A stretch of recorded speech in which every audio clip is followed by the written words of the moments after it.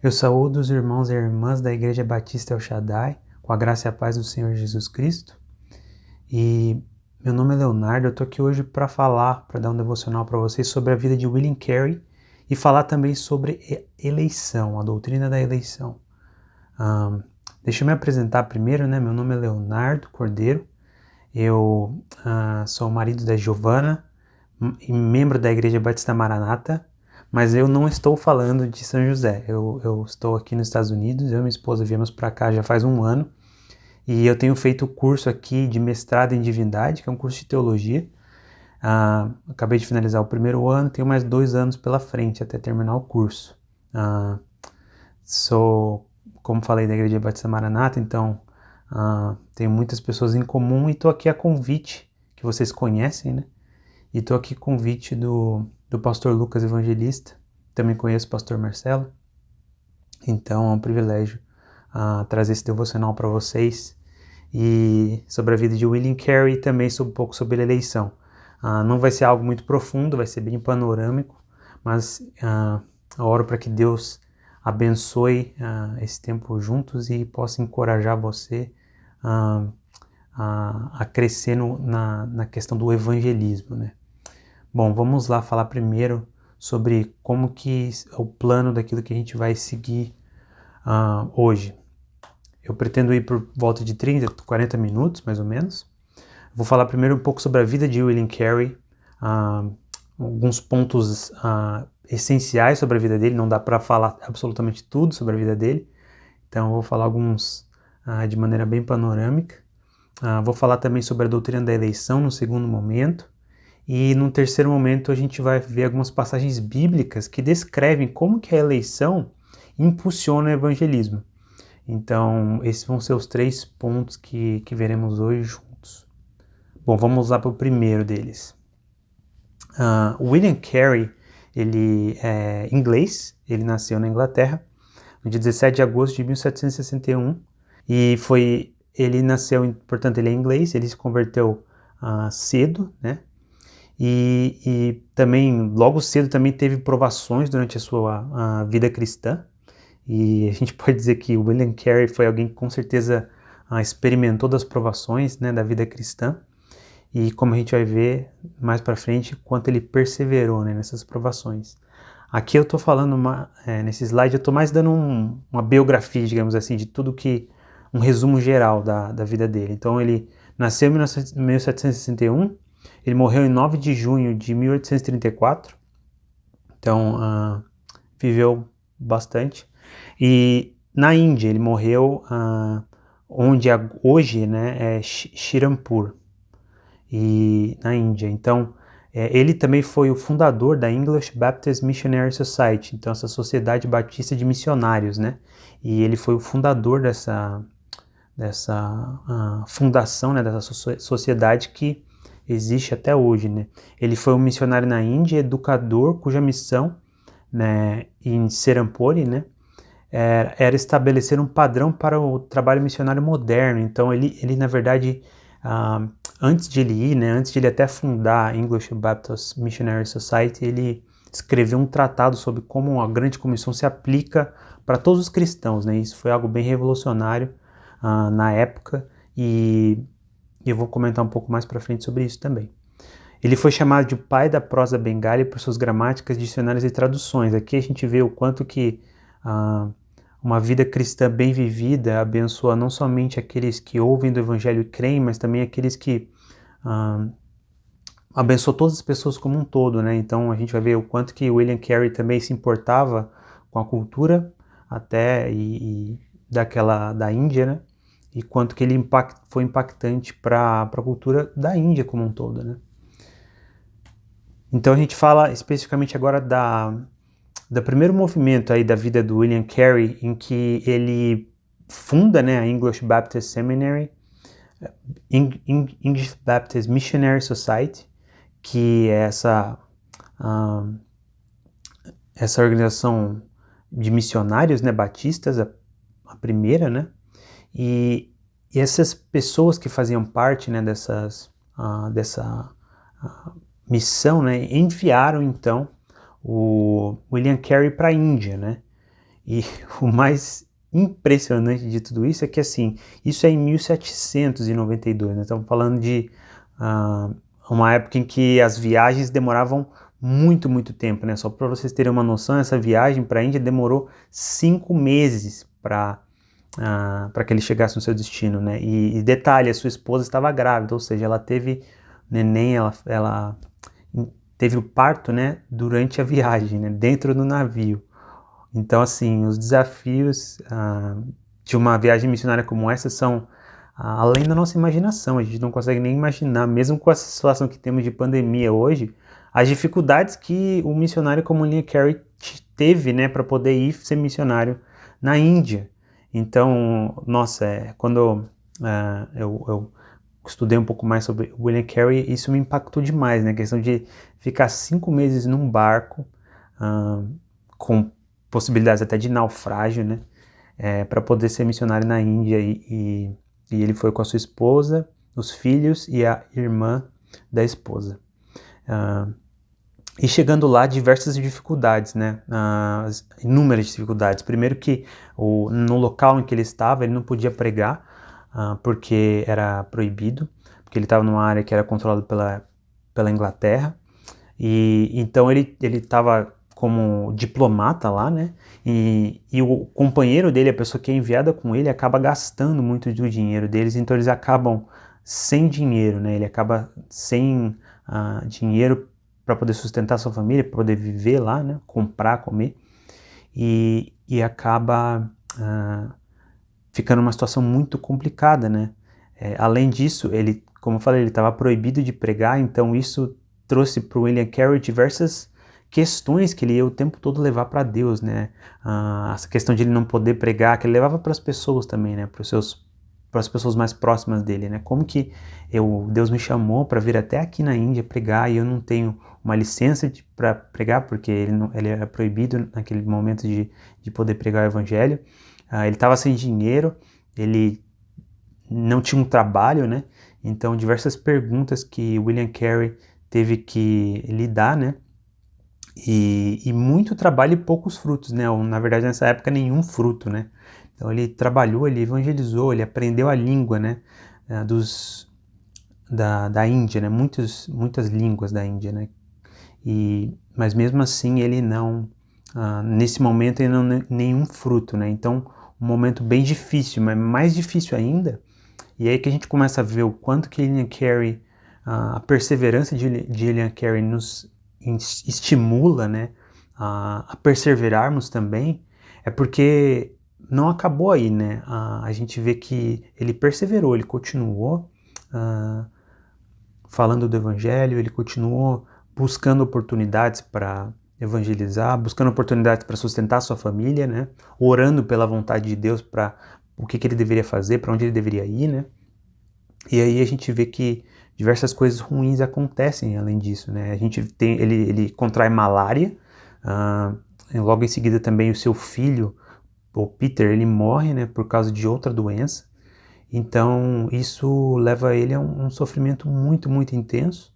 A sua esposa, ela começa a ficar bastante amargurada, porque ela tinha dificuldades com a ideia de ter vindo da Inglaterra para a Índia, e não só isso, né, a questão principalmente da morte do filho, e então ela acaba indo por um caminho de até desequilíbrio mental, e ela vem depois de alguns anos, falecer também. Então ele perde tanto o filho, Peter, como a esposa, a Dorothy, e então o sofrimento realmente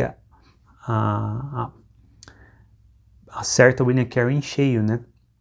E não só isso, ele tinha uma solidão enorme, porque imagina, anos e anos, né, aí já mais de 5, 6 anos fazendo um trabalho missionário sozinho, né? Ele não tinha um outro missionário ou companheiro para dividir os fardos com ele e as dificuldades, as vitórias. Então ele estava sozinho, né? E tendo que trabalhar em outra atividade, porque ele encontrou trabalhos, né, para poder sustentar sua família lá, que não era o trabalho de pregar a palavra, ele não vivia disso, né? Então, desafios enormes que William Carey teve, mas ele perseverou, e dessa forma ele nos ajuda, né, a olharmos para ele como um exemplo e perseverarmos também E a gente vê, depois de muitos anos, os frutos da vida de William Carey, né? Seguindo basicamente o que Paulo diz em Gálatas 6:9, né? E não nos cansemos de fazer o bem, porque a seu tempo ceifaremos, se não desfalecermos. Então, William Carey, ele perseverou em fazer o bem, porque no tempo certo ele ceifou aquilo que Deus havia estabelecido que ele colhesse, né? Então, primeiro, a notícia boa, né, a coisa que acontece na vida dele é que ele é convidado a outras pessoas que estavam fazendo um trabalho na área da Índia em que tinha o controle dinamarquês, né? Naquela época havia o controle da Inglaterra numa região, havia um controle da Dinamarca em outra região, e nessa área em que a Dinamarca controlava, a pregação do evangelho era mais flexibilizada, porque enfim, os nobres, o rei, né, a pessoa que tinha autoridade na época, ela permitia que nessa área que era de controle dinamarquês eles pudessem propagar o evangelho. Então ele se une a esse grupo de pessoas, então ele passa a ter uma plataforma muito maior de ministério, né, um ministério muito mais relevante e maior, e ele passa a ter outros companheiros também para poder apoiá-lo e dividir o fardo, né. Então, depois de 7 anos, outra boa fruto que ele colhe, né, é o batismo do primeiro convertido, o Krishnan Pal, e ele é batizado depois de 7 anos do seu ministério, e é algo que marca com certeza a vida de William Carey. Ele se alegra muito, se regozija em Deus pela conversão dele, né, e também pela fidelidade que esse Krishna mostra porque houve perseguição, né? A Índia, como o próprio William Carey, em muitos momentos ele diz, né? Eles têm uma idolatria muito forte, eles têm diversas crenças, né? E uma delas é que se você se converte ao cristianismo, você basicamente abandonou a religião deles, né? Abandonou os irmãos que eles se consideram, né? E então ele é perseguido, né? Até mesmo sendo espancado, uma série de questões nesse sentido. Então, mesmo diante dessas perseguições, ele permaneceu fiel, né? Então isso é algo que nós podemos louvar a Deus e ver o quanto que a perseverança de William Carey era justamente Deus sustentando ele para que o eleito dele, Krishna Pal, fosse alcançado. Outra fruto, né, que ele publicou o primeiro Novo Testamento em Bengali, alguns anos depois da conversão, acho que no mesmo ano da conversão do Krishna Pal, e com as edições subsequentes, né, desse Novo Testamento, o Carey e seus colegas lançaram as bases do estudo do Bengali moderno, que até então havia sido dialeto inconstante. Então, olha só os benefícios que os cristãos levam, né, o trabalho evangelístico leva para uma outra região do mundo, né, para a Índia nesse caso. Ao traduzirem, né, o Novo Testamento para o Bengali, eles unificaram uma língua, um dialeto que não era unificado, né, que existia diversos dialetos naquela região, e então com essa tradução ele conseguiu unificar um dialeto, então tornou um bem, né, um bem cultural para a Índia. Então não só Deus usando esse homem não só para trazer a salvação dele, mas também para fazer o bem, né, para essa comunidade. Em seguida também outro fruto, né, que ele traduziu toda a Bíblia para as principais línguas da Índia. Então isso aí já ajudado com os outros, com os seus pares, né, trabalhando juntamente com eles.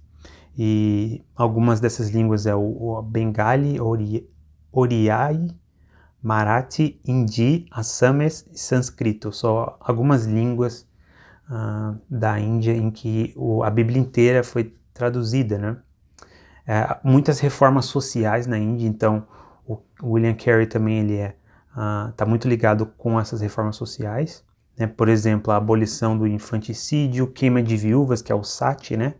E o suicídio assistido. Então tinha diversas práticas da cultura e da religião predominante ali da Índia, em que William Carey, ele, ao trabalhar né, junto com os governantes, influenciando a cultura por meio das suas pregações, por meio do seu ensino, ele conseguiu até fazer uma reforma social, né, fazer com que essas práticas de queima de viúvas, né, quando o marido morria, a viúva tinha que ser, muitas delas tinham que ser queimadas, era uma crença que eles têm, enfim, e ele conseguiu, juntamente com os governos, fazer com que essas coisas fossem abolidas, né? Então, algo também que William Carey, Deus fez por meio de William Carey. O último ponto desse slide é que eles fundaram o Serampore College em 1818 e esse college, né, ele permanece até hoje, né, essa universidade, né, é uma escola teológica em artes liberais que ensina mais ou menos 2.500 alunos hoje, né. Então, quando William Carey morreu, só para vocês terem uma noção, depois de passar 41 anos na Índia, né, sua missão podia contar com apenas 700 convertidos, né, numa nação de milhões. Mas ele havia estabelecido uma base impressionante de traduções da Bíblia. E reformas educacionais, reformas sociais. Então o trabalho dele foi além, né, de um evangelista, né. Seu maior legado foi o novo movimento missionário mundial do século XIX, que ele inspirou, né? Por exemplo, muitos missionários vieram depois de William Carey, inspirados pelo que ele fez, né? Por exemplo, Adoniram Hudson Taylor, David Livingstone, então, e milhares de outros foram inspirados pelo trabalho de William Carey. Eles se lançaram para diversos países, né? E a fim de pregar o evangelho. E eles, uma das frases de William Carey que mais resume, né, esse trabalho missionário no século XIX é a frase: espere grandes coisas, tente grandes coisas, né? Então a história de missões protestantes no século XIX, em resumo, se a gente pudesse resumir, se resumiria a essa frase, né? Espere grandes coisas, tente grandes coisas, né? O William Carey, ele tem essa ambição santa, né? Essa ambição, esses sonhos de fazer o reino de Deus ser estabelecido na Terra, né? E de sonhar alto, né? Então é algo que a gente também pode ser inspirado a fazer o mesmo. William Carey, ele também ele era calvinista, né? Então ele tinha uma visão, sim, de eleição muito forte, né? Ele acreditava que Deus havia elegido os seus antes da fundação do mundo. Então a gente começa a entrar um pouco agora na doutrina da eleição. Essa aqui é uma das frases de William Carey em que ele descreve como que ele pregava para os indianos, né? Um trecho de uma pregação que ele estava descrevendo para uma outra pessoa, o que ele disse para os indianos, uma pregação específica. Então eu vou ler para vocês. Disse-lhes que Deus não tinha obrigação de salvar nenhum homem e que não adiantava fazer ofertas a Deus para obter o perdão do pecado, e que se Deus os perdoou deve ser por sua própria vontade, mas ele estava disposto a salvar por causa de Jesus Cristo. Ou seja, William Carey, ele tinha assim, uma visão calvinista sobre a salvação. Ele tinha uma visão especialmente em relação à eleição. Ele não era muito explícito em relação à eleição, até porque não era necessário. Ele era um missionário, ele estava o foco dele principal era ganhar o maior número de pessoas para Cristo, né, e ensinar também no colégio, na universidade que ele estava. Então ele tinha sim, ele cria na eleição, mas também não era algo tão que ele deixava tão em evidência. Ele enfatizava justamente a questão da responsabilidade do homem, né? E ele era muito incomodado com a idolatria que os indianos tinham e, portanto, ele estava o tempo todo buscando formas criativas, né, de apresentar o evangelho e dando oportunidade para que eles se arrependessem dos seus pecados e crescem no Senhor Jesus Cristo. E aí a gente entra no segundo tópico do nosso devocional, que é a doutrina da eleição. Então, rapidamente eu queria ler essa definição para vocês, do William Grudem. E a eleição é um ato de Deus antes da criação, no qual ele escolhe algumas pessoas para serem salvas, não por causa do mérito previsto nelas, mas apenas por causa de seu soberano beneplácito. Ou seja, a eleição é um ato de Deus que foi feito antes da criação. Primeira coisa, né? E esse ato se refere ao quê? Essa escolha de algumas pessoas para serem salvas. Então, Deus, antes da criação, ele escolheu sim algumas pessoas para serem salvas, tá? Não por causa do mérito previsto nelas, isso é muito importante. Então, Deus não foi no futuro e olhou qual decisão aquela pessoa tomaria, se ele iria escolher se arrepender ou não. Deus não usou como base da sua escolha algo que intrínseco ao ser humano. Pelo contrário, ele foi, mas apenas por causa de seu soberano beneplácito. Então, acho que essa definição do Gruden é muito boa, porque ela nos ajuda a definir o que é eleição e qualificar a razão da eleição, que não foi por um mérito previsto em nós, por algo que estava dentro de nós ou por algo que Deus viu em nós. Foi tão somente pelo seu soberano beneplácito, pela sua vontade soberana, e que ele nos elegeu antes da criação do mundo. Efésios tem diversas passagens que falam sobre esse conceito, né? Mas eu escolhi trazer para vocês Efésios 1, 4 e 5, que diz: assim como nos escolheu nele antes da fundação do mundo, para sermos santos e irrepreensíveis perante ele, em amor nos predestinou para ele, para a adoção de filhos por meio de Jesus Cristo, segundo o beneplácito de sua vontade. Ou seja, a razão, o motivo de acordo com pelo qual Deus nos elegeu foi o beneplácito de sua vontade, ou seja, a sua vontade que é livre, que ele tem o poder para fazer o que ele quer, porque ele é Deus, ele não é condicionado a nada, e então ele fez isso tão somente por amor e por meio de Cristo Jesus, né? Por meio de Jesus Cristo. Como ele diz nessa passagem, foi antes da fundação do mundo. Então aqui a gente define a doutrina da eleição e em seguida a gente vai agora ver esse terceiro ponto de hoje, algumas passagens e juntar tudo que a gente viu e aplicar mais para a eleição e ver como que a palavra de Deus nos encoraja, nos impulsiona ao evangelismo, né? E como que a eleição especificamente nos impulsiona ao evangelismo. Então tem diversas passagens bíblicas que a gente vai passar agora e ver o quanto que a eleição ela está totalmente de acordo com um desejo cada vez maior de evangelizarmos. Bom, vamos lá. A primeira passagem que eu queria trazer para vocês é Atos 18, 9 a 11, que diz assim: teve Paulo durante a noite uma visão em que o Senhor lhe disse: não temas, pelo contrário, fala e não te cales, porquanto eu estou contigo e ninguém ousará fazer-te mal, pois tenho muito povo nessa cidade. E ali permaneceu 1 ano e 6 meses, ensinando entre eles a palavra de Deus. Então Paulo aqui no capítulo 18 de Atos, ele está em Corinto, ele chega em Corinto e então Deus dá essa visão para Paulo à noite e diz para ele, né, 3 coisas que eu queria enfatizar aqui, né? Primeira delas, né, não temas, Deus diz para Paulo para que ele não tema, né, na cidade de Corinto que ele está, porque havia perseguição, havia pessoas querendo matar Paulo, né? Então ele diz para não temer. E a razão que ele faz para não temer é para que ele fale, né? Fale e não te calas. Ou seja, ele não devia temer, pelo contrário, ele devia falar, pregar, né, naquele local em Corinto. E porquanto eu estou contigo, ou seja, a razão que ele não devia temer é porque o objetivo era falar e não te calar. E a razão era porque Deus estava com ele. Deus estava com ele, então ele não precisava temer. E ninguém ousará fazer-te mal. Ou seja, Deus promete para ele proteção. Ele havia de ser protegido, né, do mal naquela cidade.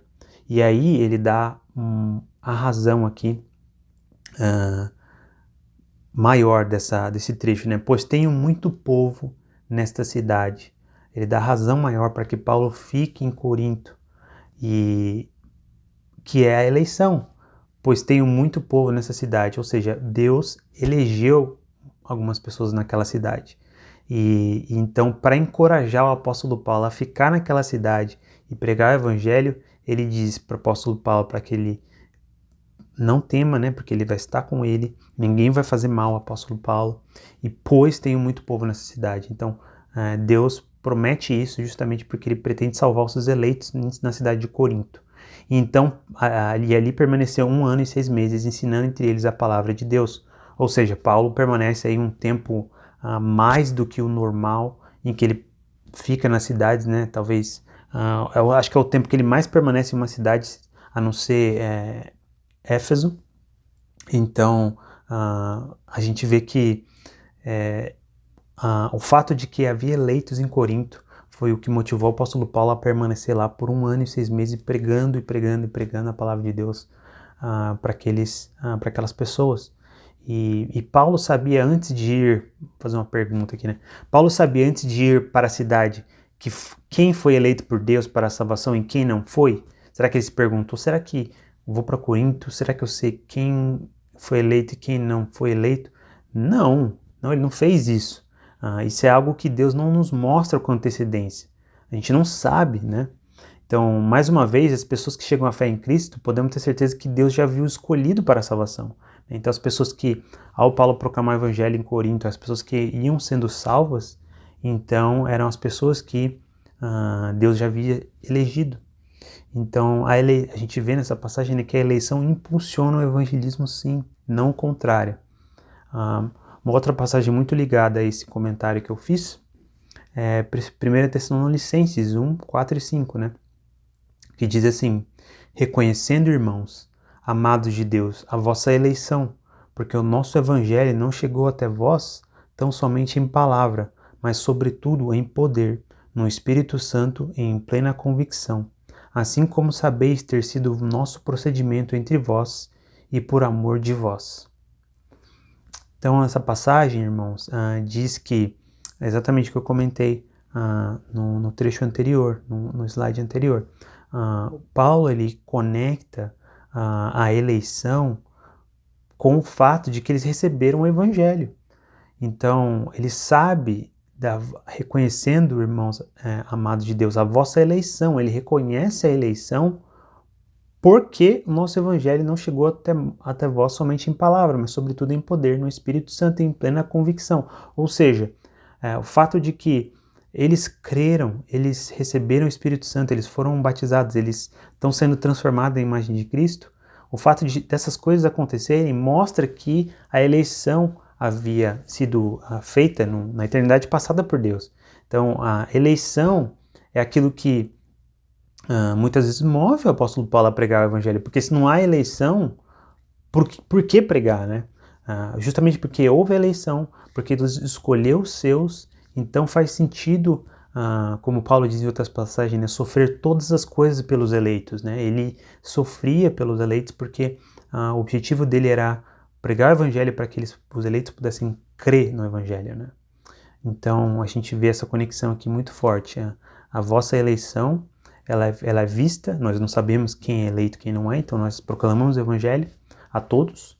Então aqueles que creram, a gente sabe que foram aqueles que foram eleitos por Deus.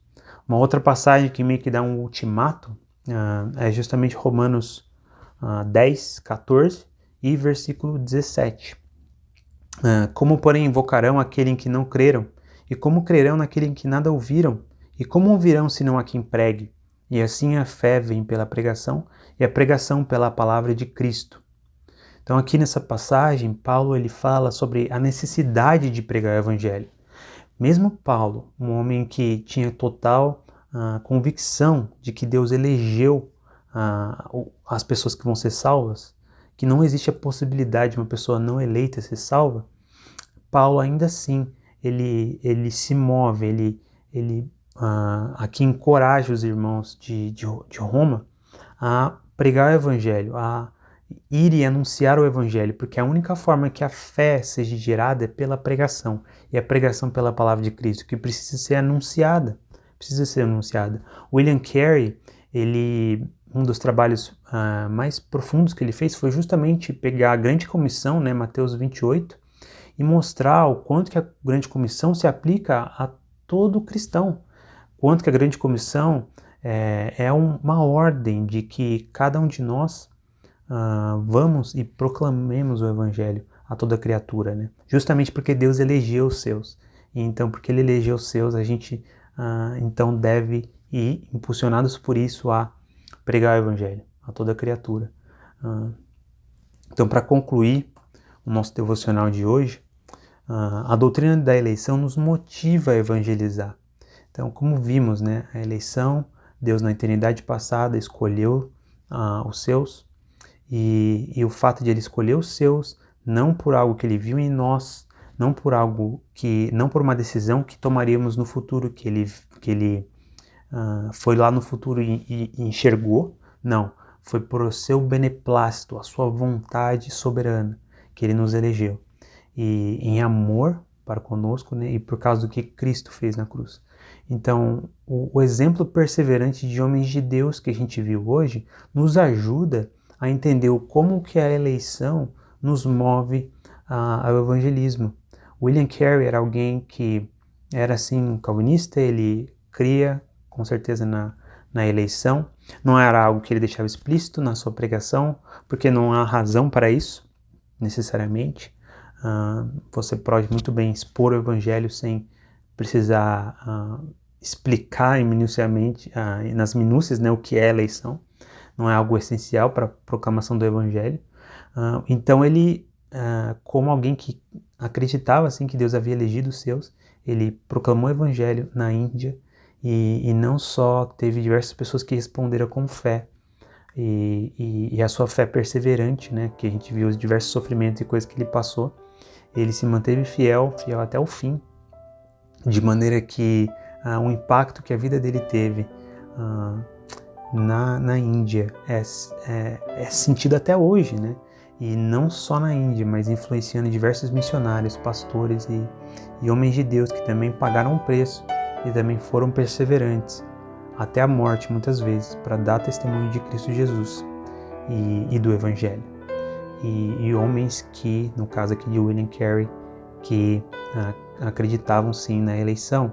E também vimos muitos textos que falavam do próprio apóstolo Paulo, que era um homem que também tinha a revelação de Deus, que, como vimos na passagem de Efésios 1, que também ensinava a questão da eleição, né, que fomos eleitos por Deus na eternidade passada, e alguém que era o tempo todo focado em ganhar pessoas para Cristo, em sofrer todas as coisas por causa dos eleitos, em equipar cada uma das pessoas, né, para a obra do ministério e para a salvação. Então o que a gente vê aqui é que a eleição, a doutrina da eleição, ela nos move a, assim, uma vida perseverante de evangelismo, uma vida que, apesar das dificuldades, apesar dos sofrimentos, apesar das perseguições, são homens que perseveraram proclamando o evangelho e foram, dessa forma, colheram os frutos, né, da sua perseverança. Então, o encorajamento para nós hoje, sobre esse devocional, é justamente nos perguntarmos, né, e nós? E você, né? O que você tem feito com a doutrina da eleição? Você tem permitido que essa doutrina entre no seu coração e te mova ao evangelismo, a buscar pessoas no seu trabalho, né, a buscar falar do evangelho para pessoas no seu trabalho, pessoas na sua escola e no seu contexto, né? Então, esse é o objetivo da eleição, nos move ao evangelismo, é isso que nós devemos fazer, né? Proclamando a cada pessoa, né, a salvação que há em Cristo Jesus. Então, esse é o devocional de hoje. Espero que tenha abençoado o dia de vocês e que Deus abençoe o dia de vocês. Um grande abraço.